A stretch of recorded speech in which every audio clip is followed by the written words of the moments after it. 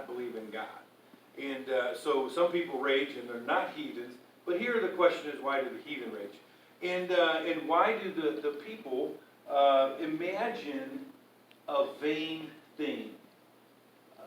What do you think that is? What's vain in that context? Vain. V-A-I-N. What do you think that means? Vain. They imagine a vain thing. Self-serving. Self-serving, that's good. That's good. What else? Vain. Empty. Empty. Empty.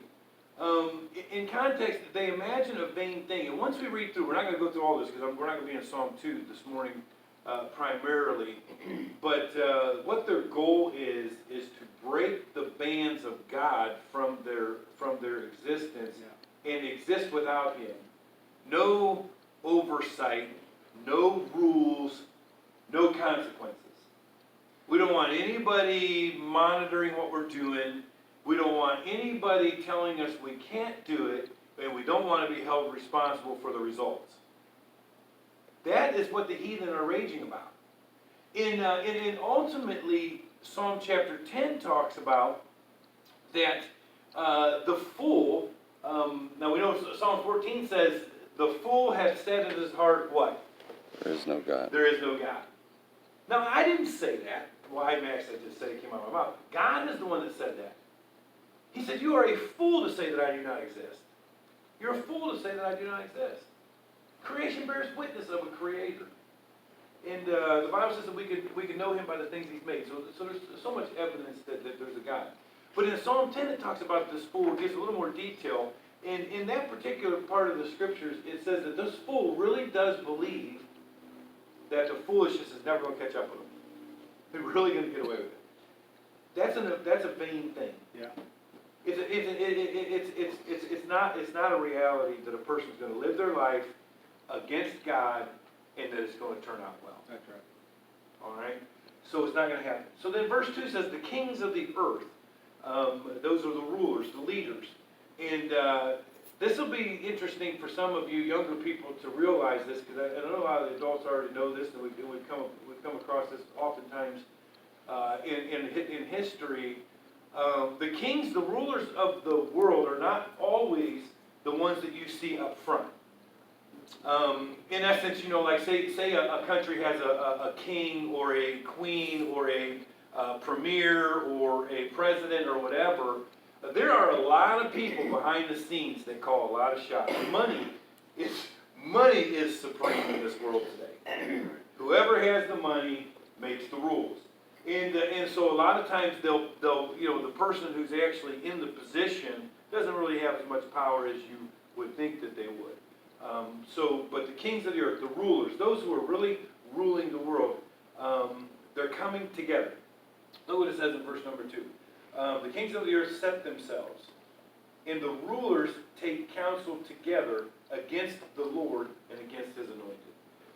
So the Lord, that's here in reference, we're getting even some prophecy here talking about the God the Father and then the Son, the Lord Jesus Christ, the anointed one, the one that will come. Here's what their vain thing is. Let us break, verse number 3, it says, let us break their bands asunder and cast away their cords from us.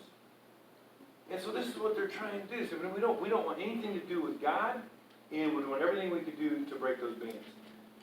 This is where it gets tricky for us as believers, and especially here in the United States.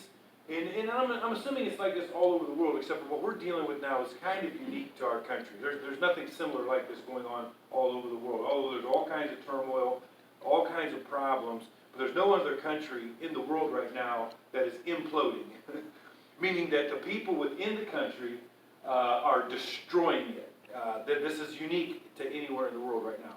But the thing here for us that we have got to understand is we can't draw the lines quite as crisp as what others do. Meaning, there are people on just about every side who might claim a knowledge of God and even claim to know Him, and who would ideally maybe not want a country that is void of any knowledge of God. So you can't really define the good people as the Democrats and the bad people as the Republicans, or vice versa, or conservatives, liberals, far right, far left. I mean, there are people stuck in all these kind of things who either uninformed, don't really know, don't know who to believe, blah, blah, blah. So the people, in many instances, and really in most instances, become victims no matter who wins. That's just the truth. It really is the truth. I mean, politicians ride on our backs. They spend our money. I mean, it's not a small thing to see these people get into a position of a political thing who are average with an average amount of money, and in a number of years they're literally wealthy beyond just normal, and all they've done is sat there and politics. I mean, it's just insanity. So ideally, for the average person, we're just trying to find the issues, know what you believe. When you go to vote, we've always taught this. You're not just saying, "Hey, I'm on this side. Doesn't matter what." You can't take people's sides like that. Now, listen. I mean, I love my wife. I mean, I love her dearly, and I'm impressed. And a lot of times, I feel like in almost every instance, she comes down on the right side of things. Maybe just because we think alike. Maybe because she's trained me for 32 years. I just think the same way. I don't know what it is. Look, if she took a position that I didn't agree with, or I took a position that she didn't agree with, we will have to reconcile that. If she does something, I mean, just off the wall, inhumane, I can't back that. I can love her, but I can't just say, "Hey, that's the right thing to do." No, it doesn't matter who does it. There's a right and there's a wrong. It doesn't matter who's doing it. Our position is unique as believers. We just need to continue to pull back, think our way through things, know what's right, and just take that right position, and it doesn't matter how it turns out. Because that's all you simply can do is control yourself and control what you do. Now, they're trying to push on us now this unconscious bias. That is garbage. Yeah. Amen. That is absolute psychological garbage. And I know people more intelligent than me can give a million arguments, but here's my first argument, and this is the one I'm going to stick with. If I have an unconscious bias, I cannot be held accountable for it. Right. Because how can you be held accountable for something that you're not aware of?